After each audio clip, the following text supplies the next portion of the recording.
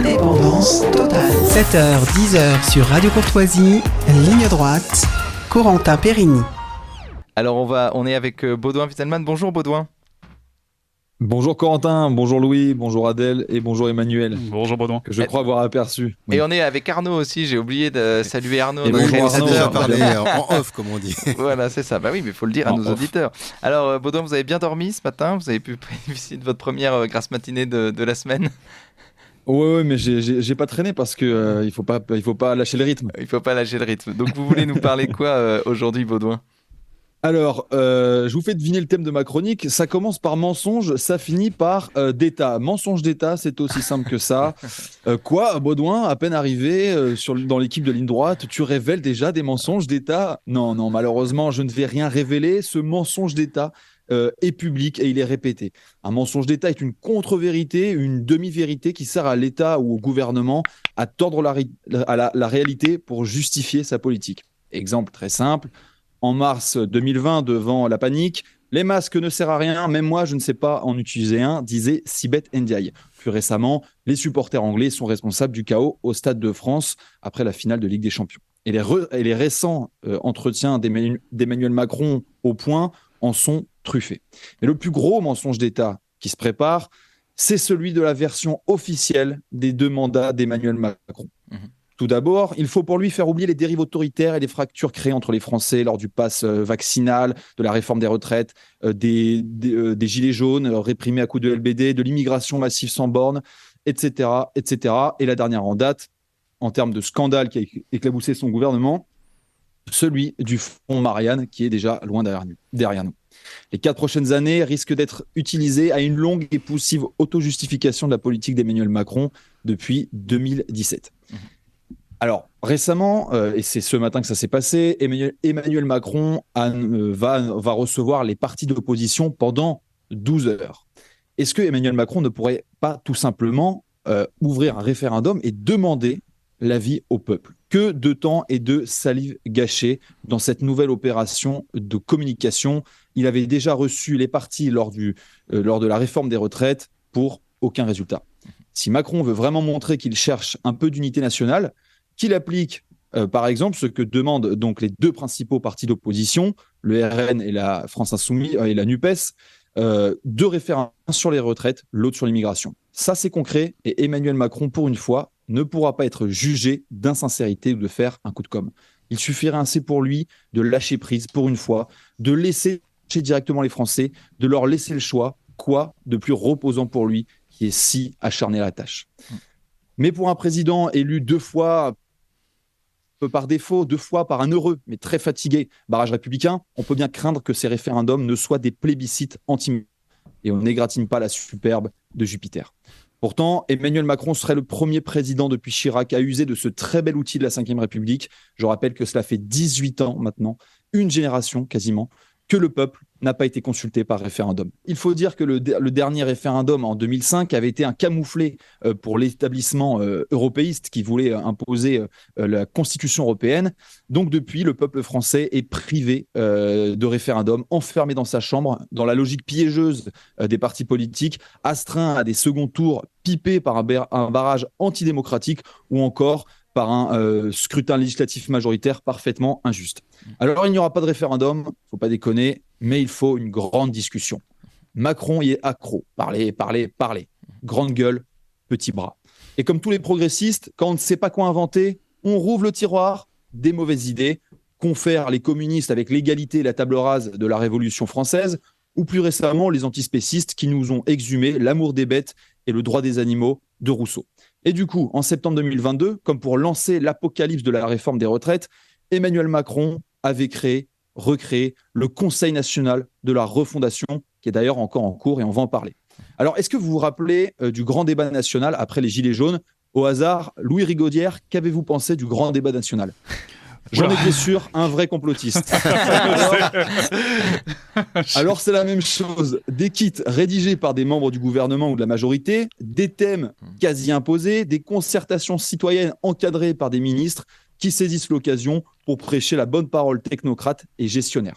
Quoi de mieux pour Macron que de singer le grand CNR, le Conseil national de la résistance, qui avait permis en 1944 de coaliser les forces vives de la France libérée pour remettre la France en ordre de marche. Son organisation dépassait les clivages entre les résistants communistes et nationalistes et son programme avait mis la France sur les rails de la reconstruction. Alors, contrairement au grand débat national où le gouvernement avait fait au moins semblant de laisser le choix des thèmes aux Français, là au moins il les impose directement et je vais vous les donner, ces thèmes du Conseil national de la refondation. Immigration, insécurité, moratoire sur l'impôt, décentralisation, protection du patrimoine naturel et culturel, mise en valeur des identités régionales, la perpétuité réelle, inversion des flux migratoires, lutte contre l'islamisme. Alors maintenant, je vais vous donner les vrais 9 thèmes du CNR. Assise du travail, bien vieillir, climat et biodiversité, jeunesse, logement, modèle productif et social, numérique, notre école, notre santé. Tout de suite, c'est moins trépidant, tout de suite, ça fait moins rêver. De la gestion, de la gestion, de la gestion. Et quand vous confiez des pans entiers de la stratégie de l'État à McKinsey, eh bien cette gestion, elle est froide, comptable, rationnelle. Ce que vous pensez économiser en réalité dans les coûts de ces cabinets en conseil et en communication, dans le renommage de nouvelles institutions, dans l'usine à gaz bureaucratique. Ah oui, petit détour par les rebrandings, ou le renommage, excusez-moi, il est bon de se mettre à jour concernant nos services publics et leur nouveau nom. École nationale d'administration. École d'administration publique. Waouh. Grand changement. Conseil supérieur de l'audiovisuel, donc ARCOM, autorité de régulation de la communication audiovisuelle et numérique. Journée d'appel JAPD, journée d'appel de protection à la défense, journée de défense et citoyenneté, ANPE, devenu Pôle emploi, devenu France Travail. Waouh. Mais avec une telle obsession pour la gestion, les économies d'argent devraient être gigantesques. Au moins une promesse de campagne tenue par Macron. Emmanuel Macron affirme que 50 milliards d'impôts, que les impôts ont baissé de 50 milliards. Nouveau mensonge d'État. Nous avons battu un nouveau record en termes de prélèvements obligatoires, passant de 44,9% à 45,4% du PIB, dépassant la barre symbolique aucune barre symbolique, mais c'est un nouveau record. L'État ne veut pas de votre parole ou de votre voix, mais il veut bien de votre argent, le plus d'argent possible. Merci Baudouin Wieselman pour cette chronique acide pour le gouvernement. À laquelle on ne peut que souscrire. À laquelle on ne peut que souscrire. Figurez-vous, vous parliez de référendum, mais est-ce que vous connaissez le préférendum ? Oula, oui. Ah non. Alors le préférendum, c'est aussi dans les questions à choix multiples, c'est aussi dans les cartons, et ça serait une sorte de questions à choix multiples où on dirait si on est un peu d'accord, pas d'accord, un peu d'accord, très d'accord. Ou ne se prononce pas. Voilà, c'est une bisbille macroniste. C'est parce que Macron sait très bien qu'un référendum se transformera en sondage pro et anti-Macron, et que maintenant il cherche, il réfléchit, et ils ont trouvé le moyen de faire un référendum sans qu'il y ait possibilité d'être pour ou contre sa politique, et donc le préférendum est né.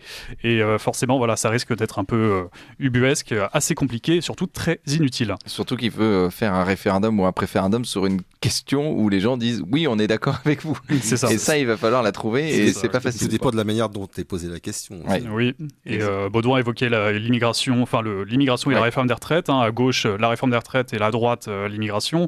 Sauf que l'un et l'autre ne se feront jamais, parce que déjà, Macron ne fera jamais un référendum sur la réforme des retraites. Déjà, sur ce thème, c'est complètement inconcevable. Il aurait très bien pu le faire avant, mais ça ne se fera pas.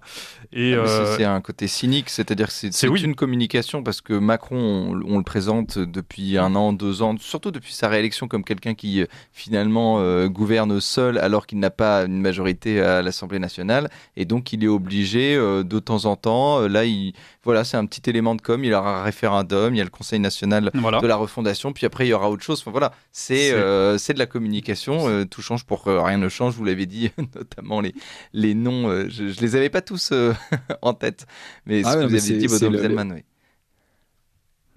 Mais c'est vrai que le Conseil national de la refondation, c'est vraiment quasiment à l'identique. J'ai regardé ce qui était le grand débat national.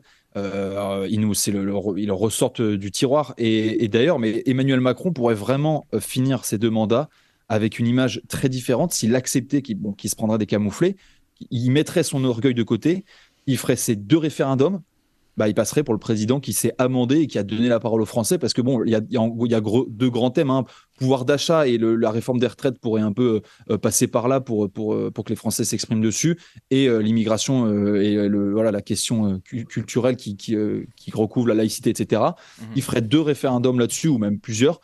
Ça changerait la donne. Ça serait incroyable déjà d'avoir 2 référendums alors qu'il n'y en a pas eu depuis quasiment 20 ans. Mais évidemment, ce seraient des référendums anti-Macron. Malheureusement, l'ego, je pense, passe avant l'intérêt des Français, ou du moins de la démocratie. Compliqué de mettre son orgueil de côté. Merci Baudouin Wieselman, et on vous retrouve lundi pour une nouvelle ligne droite. Merci à vous, reposez-vous bien. Lundi, merci Corentin.